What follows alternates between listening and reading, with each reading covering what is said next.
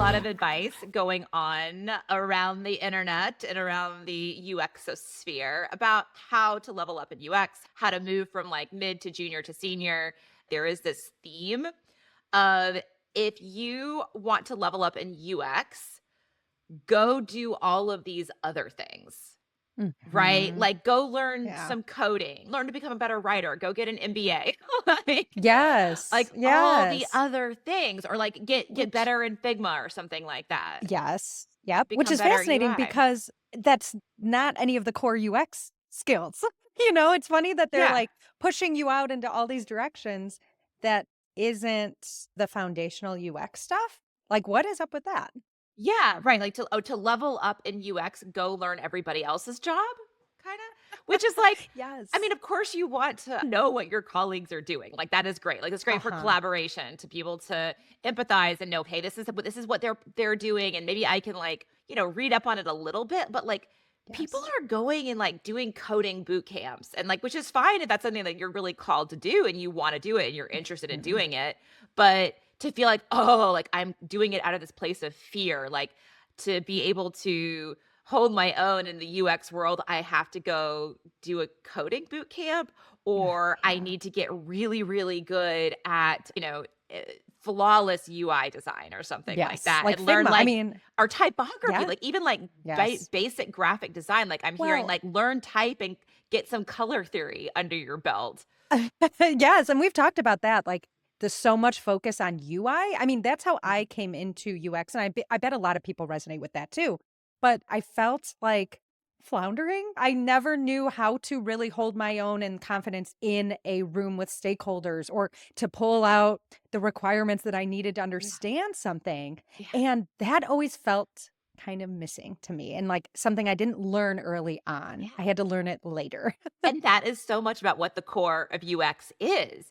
And I think Yeah. that that's why, like, we get all this other advice. We get like, go do this and go do this and go do this because Yeah. people are still like, wait, what? What is there's a vagueness around what UX actually is, right? Truly. Still to Still, this day. still to this day, like people are like, wait, what are we actually doing? Because there's so much squishiness and softness around it. So that Yes. it's like, well, if you want to learn up in UX, like go to this other thing that is really easily definable, right? Yeah. So is it that we just need to define a little bit better what the core of UX is so that we know what to level up in? Because it's not clear. What do we No. actually do? And I can't believe we're making a like what is UX video because there's like 5,000 of those on the internet, but this one's going to be Sure. different, all right? This one's going Yeah. to be Well, different. because we know, we We actually I know. mean, let's talk through. Now that we do know, what Yeah. let's share like what would we say are the core things that you need Yeah. to be a good UXer? Okay. So I think like one of the things that we can really bring to the table as UX designers is because shit is just getting more and more complicated every day. Like the UX designers that we work with, they are just overwhelmed by complexity because there's Mhm. mergers, there's acquisitions, there's enterprise software, everything's talking to everything. Technology is moving so fast. What we can do as UX designers is we can learn to become the Tinkerbells of complexity of like Mhm. if we can UX the complexity to help everyone get a shared understanding. So we can take all the chaos and turn it into something that is simple and understandable and even visualize like what a service that is to the Oh, team yeah. to actually create a user experience around understanding. Like how can we Yeah. get really good at understanding and then help make sure that like okay, like, is this what's happening here? Is this what we're doing here? Mhm. And get everybody nodding together. Like, yeah, so if we can actually like UX the I was complexity. I was just gonna say, like, UX understanding, like, we need Mhm. to be able to be really good at that wrangling of it, because that is the core. If, like, you can't make sense of the complexity and it's, like, just in its normal state, I don't know Yeah. how to say that, but, like, if you can't do that, then how are you gonna make screens and make a whole system and have teams building it out? Like, you better understand it when you're sitting at a table and just talking about it. If you can't You do can't that, like, what you'll do is what? you'll just stay on the surface, right? If you don't Yes. understand the complexity, you'll Yes. be like, I'll add more white space. Like, Yes. I'll add more I'll white add another space. button, I'll add another menu, I'll hide this over here. You're just, like, Yeah. kind of all these Uh, check boxes, I'll turn them into a drop down. And now yes. that all those ugly ticky boxes are now a nice little like Make it multi-select look drop down. So good. now it like looks a little bit better. And or, and that's Yeah. great. That is fine. Yes. But We that still is need that. still the surface level. So if you don't have the tools to go into the complexity, Mhm. right? And that's not part of your mental model of your job description. And that's the other thing when Yes. we get into job descriptions. It's like, nobody's really expecting us to do this. So many of Oh, y'all no. watching are going to be like, wait, No. what? That isn't part of, that's never been in any job description of like, can you help Yeah. UX the Wrangle complexity? complexity. Wrangle But complexity. no, Like that's not in job it descriptions, but should I be. think that it should be. It totally should be. That Should is be. what I think that we can bring to the Mhm. table. And to Yes. piggyback on that, the second thing that I feel like just like locks into this is UXing the question asking and like the Yes. risks. So like not only understanding Mhm. like this is what we know. All right, y'all, is this what we know? Okay, cool. This is what we know. What do we not know? Oh, And yes. being the person to be like, "Uh-huh, we have misunderstandings about this. We have an assumption over here. This assumption is cool and it's low risk and it's probably fine. This assumption is likely a high risk assumption." And Mhm. to just be able to pull out all those unknown unknowns and like Yeah. ask the questions. I think like one of our main deliverables as UX designers is the questions that we Which bring. is Which is so different than, like, I always thought I needed to understand. I mean, you do need to understand the answers, but I thought I always had to have the answers until I Yeah. realized became so much more confident in just being a UXer once I realized it's not about me knowing and having answers to things, it's being able to draw attention and ask questions that I love how you always put it, like the landmines. The Like, finding landmines. the landmines for a team is so helpful. Like, Yeah, that I mean, you're saving so much time and being such a great resource if you as a totally. UX designer can help find those landmines and by asking questions, not just defining and being like, "No, I know the answer. I know how this works." Because Yeah. honestly, when you're dealing with complexity, you don't know. You don't, it is complicated and you need more people. You do need the help of your developers and your subject matter experts and the silo of a different team over there and there. You need them on your side and like to help support you.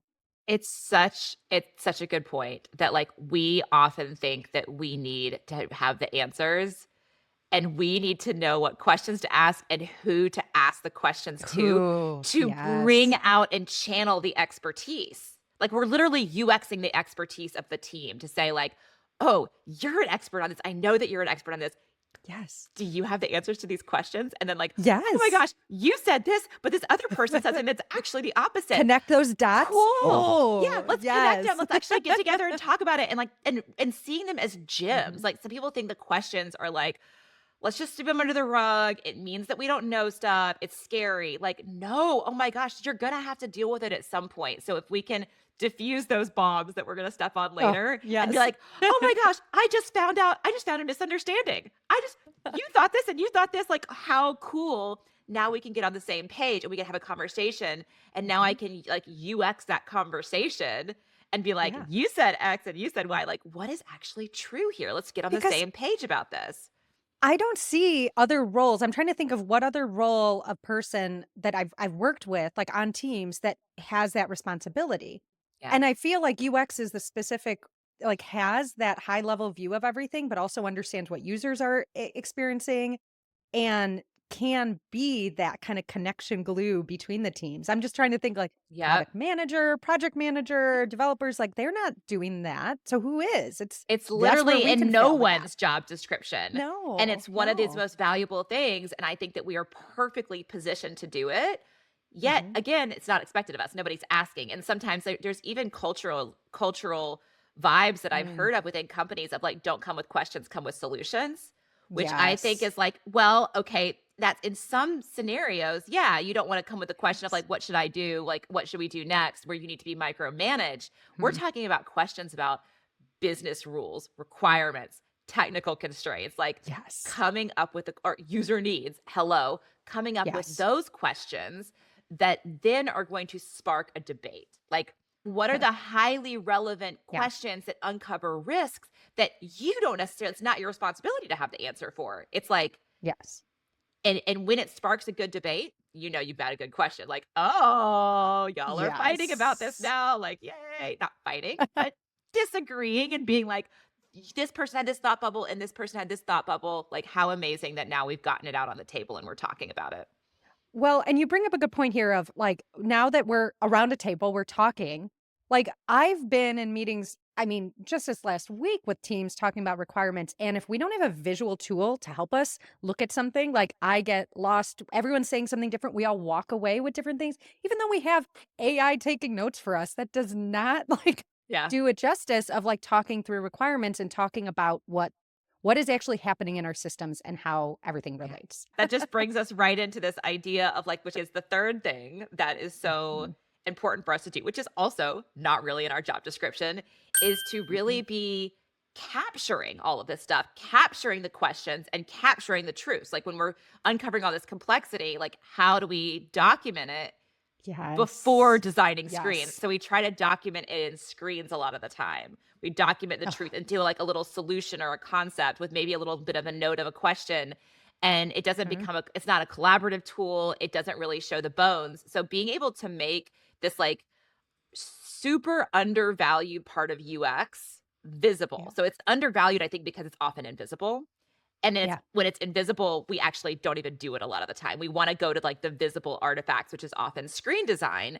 So, like, Yes. having a Oh, tool, which object-oriented UX helps you out with so much, and the Orca process that we talk about on this yeah. channel, actually documenting your objects, your relationships, your CTAs, and your attributes, and having tools to say, Yes. "Okay, every little bit that I find out that's true, I know where to put it, in a Yeah. way that is visual, but not necessarily getting into screen designs yet." It's like a Mm. lightweight visual tool that is also so robust when it comes to ta capturing all the complexity that you know about a system and also capturing the questions and capturing the questions in the right place too. Oh, yeah. Because I've seen where UXers try to use designs and screens for this. And the problem is you're now trying to do two things at once. You're trying to design the screen and the interactions in high fidelity, but then you're also trying to, you're not really documenting the requirements, but you would like assuming, oh, well, there's a filter here and this is what's in that list and this is how it should work. But it's just a little filter and it's just, there's like no way to actually document that in a nice way. And the object map allows you to way before you get to interactions, which is like just such a time saver and just drastically different than iterating on screen design and that churn. If Mhm. you've ever felt that, like, oh, I did this screen and then you get feedback and then you have to do it again and then feedback. And then when you hand it off to developers, you still have to document what is supposed to happen or have a Yeah. refinement about it, you know? So that brings us like right to what number Mhm. 4 is, like Yeah. UX and collaboration. Again, not in our job description.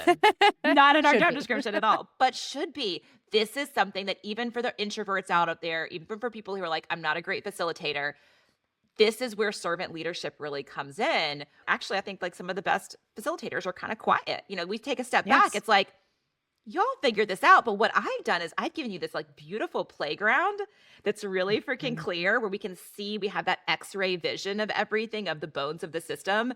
And then we can all come in and we can start moving pieces around together. Ugh, yes. I mean, Sophia, I'm getting panic attacks thinking about when I was early on in my career, like in rooms with stakeholders. And I felt so intimidated because I'm standing up near the whiteboard trying to do that, but I didn't have the language and I didn't know again, like what question to ask or how to document. And I remember I would try or do, okay, let me sketch this over here and let me make a little diagram over here. But none of it felt right. If you find yourself doing that where you're constantly Yeah. getting up and like, okay, let me try this. And you're like, does that make sense? But everyone doesn't know what language you're speaking because they don't know how you document stuff. And then someone else will get up and be like, let me document it this way. It wasn't Mhm. until I realized if we all speak know how to diagram essentially. Like if we can talk about the objects, the nested objects, the attributes, and the calls to actions, like then we all have the simple language and we can play. And it is so fun. So I can't, fun. like, I went from panic attacks in those meetings to like, this is the best thing. I don't need to have the answer, but I have the confidence that I know exactly how to guide. And I mean, yeah, anything that gets thrown at you is just like, I got it. I got it. Totally, totally. It's like what we're trying to do is we're like trying to play a game with our teammates here, but we all have Yes. different pieces. Like we're Oh, like I some love people that. have chess Yes. pieces, some people have puzzle pieces. This person's like hungry, hungry hippos over here. And it's like, can we just all have the same game pieces? Even though we're bringing different Yes. skills, we're bringing different expertise and are bringing our different knowledge, but let's like all have the same game pieces. And that's what the Orca process gives you. It gives you the Mm, game pieces, okay? To be like, here's what we're doing. yes. If we can all have the same game pieces and the same basic rules and language of the game, then everybody's expertise is going to be channeled, right? Everybody's going to be amplifying each other. I kind of think of like the amplification waves, where sometimes our waves literally like cancel each other out, Yes. right? Because like you're documenting it this Absolutely. way, you're documenting it this way. Let's all just have the same game pieces and we can get Just be shit on the same done. wave. Be on the same Makes me think of wave. Clueless. Rolling with my Yes, running with my homies. homies. Yes, that's what you want. That's what you want. Okay, the last thing, which is what we Yes. talk about the most on this channel, all right, is just once we've done all that, okay, we have that X-ray vision on the structure, we've like UX the collaboration around it. Now we actually do need to make some screens, right? Yeah. What we need to do as UX designers is really internalize and recognize how the brain works. Mm, So we're yes. not just looking at our like taking our piece of the design system, doing a bunch of guesswork, thinking about current trends. Just know what those like ancient truths of how people perceive reality, and we can base our designs on that. So if we can be the knowledge keepers of those Yeah. ancient truths and just how the brain works and be like, hmm, that's not very good direct manipulation. Like the thing is over here, but the action is over Yes. here, Yes. right? Let's Or move I've these things designed this over closer. here and I designed the same thing a different way over here. I won't waste time doing that because I know that's not going to be good for the team and time and how someone's going to actually be able to understand it. Yeah, Yeah. totally. Let me recap those like the Yes. four main ancient truths that we talk about on this channel and like the four fails that we act that kind of go along with those. So if you've been keeping up with the channel, you probably know Mhm. these, but just to recap, we have the first ancient truth that we just need to remember to always have as a baseline of our design is things that are different should look different. All right. This is just how the human brain works. If I perceive things that are different, they should actually Yeah. look different. And what we, This is different than my phone. yeah, Like these are if different things and they look different. yes. And so I know I can kind of get meaning from them. And so we do often is we create our Yeah. masked objects. Okay. We have tons of Mhm. videos on masked objects. So when we have things that are semantically and conceptually different that look very, very similar, people are going to get confused. Yeah. Okay. On the flip side of that, we've got shapeshifters. So while things that are different should look different, things that are the same should look the same. Mhm. And so what we get is we get these shapeshifters where we have the Yeah. same exact thing showing up on the home page or a list page or another detail page. But because we've designed by pages or we're shipping our org chart, those Mm. things actually look different. So we have the same thing wearing a bunch of different outfits for completely arbitrary reasons. We just want to make sure, like, hey, ooh, this is a concept. This thing is a concept of the person's in the user's mental model. And we have it looking differently in two different places. We need to be the people that are like, that's not why that's not gonna work, and this is why it's not gonna work. Mhm. And then we have our Mhm. isolated objects. And that ancient truth is people navigate through relationships. We navigate in our mind through the relationships. This is how memory works. This is how understanding works. We know this about the human brain that we jump from Yeah. one thing to another thing to another thing to another thing through the And it's not always relationships. just, like, logical, you know what I mean? Like, you're gonna Linear. need to It's not explore linear. linear, there you go, yes, yes, Yeah. it's not always linear. Yeah, or logical either, right? But it is based on those real world relationships. We can't say, "Oh, Yeah. if there's a relationship between, let's say, so the example that I was giving in the UX Level Up, which definitely we want you to go watch Yes. that. It's our 90-minute free training. But the example I go through is B2B insurance. So like if we have plans and packages and then employees or something like that, we might say, oh, somebody's not going to want to navigate from the plan to the employee. Like that wouldn't make Yeah. sense. But there is a connection there in the mental model. Like those things have a connection. Somebody might want to navigate there. So we want to basically map the connections between things, map the relationships between things, and make sure our objects Yeah. aren't isolated from each other if there is that natural connection. So that's Mhm, this other mhm. like ancient truth that we can just have a deep Have in your back unshakable pocket. Know it. knowing. Just like Yes. put that in your back pocket. No, swallow it and keep it deep All in your 4 of these, keep soul. them in your pockets.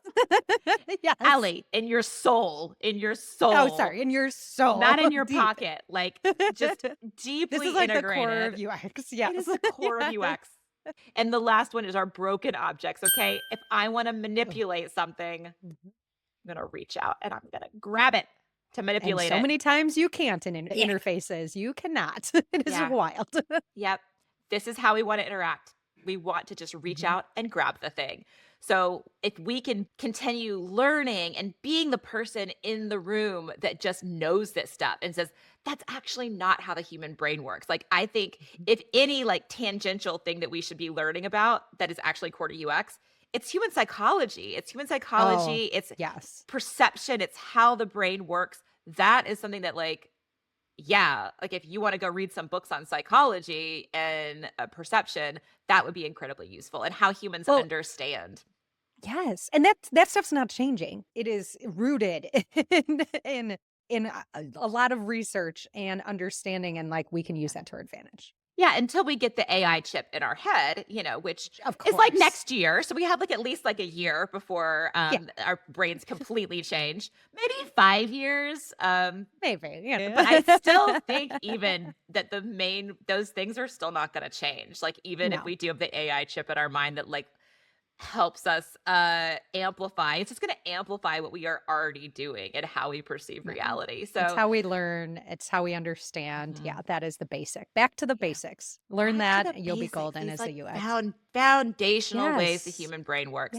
So Yes. again, to recap, like, if you're wanting to level up in UX, these are Mhm. the things to really focus on. Like, how can you UX the complexity for your team? Be the little Tinkerbell, all right, to Mhm. bring it all in and create clarity out of the chaos. Sounds overwhelming, but it's actually really fun if you have good tools to do it. Do all that amazing gap analysis. So you're diffusing those bombs and those gotchas, and you're recognizing the unknown unknowns, making that invisible part, making the bones of the system visible, which is the Mhm. orca, the O's, the R's, the C's, and the A's. Your system's Oh, got an yeah. orca, whether you're like paying attention to it or not, it's there. And if you're not paying attention to it, it's probably sad and weak and neglected, and it's Mhm. going to directly Mhm. impact your UX. So being able to say, okay, here's the bones of the system, and then bring everyone to collaborate around it is amazing. And then once you get all of that into your screen design, basing all your screen design just on ancient truths. Like that I feel like is in no job description, Oh, but that no. is the core of what UX is all about. You mentioned the UX level up, Sophia. How can people learn more about these things? Because I know we Yeah. just did a flyby We just did a and we've flyby, been and you're probably yeah. like, "Well, that's kind of vague too. Like, how do I process Yeah. more complexity? How do I Yes. actually do this?" Okay, so we have a totally free 90-minute training. You can go to aux.com/level up, and it is 20 strategies. So we're giving 4 strategies for each of these 5 things that we just covered, like actually actionable strategies that you can start using the next day or like that day actually. So we blow through these 20 strategies. They're so juicy, they're so potent. And if you want to do the math here, so it's the 5 level ups that we just talked about. And for each of those level ups, we go through the O, the R, the C, and the A of ORCA: objects, relationships, CTAs, and attributes. That's how we get the 20 strategies. Sure, go to aux.com/level up to get like the actual how to do this, to really get you started in leveling up on like what is so deeply core to user experience design and is going to help us continue to be so valuable and be even more valuable to the business. And it's actually a whole lot of fun. It's a beautiful It's so much responsibility to fun. take on, actually, to do these things for our And clients and the okay. companies that we work for.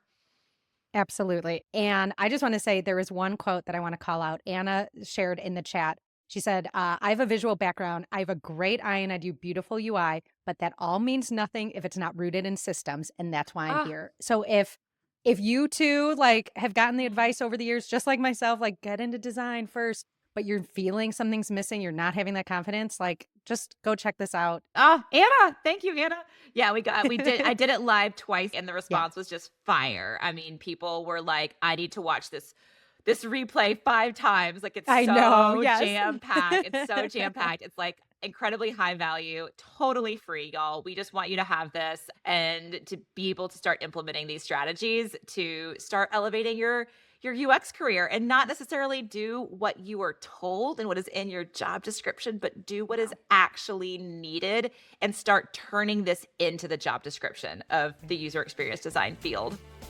Let us know if you have any questions down below. Which of those 5 do you feel like you Yes. really want to level up on first? All Happy right, y'all. OUXing, Happy y'all. OUXing. Bye.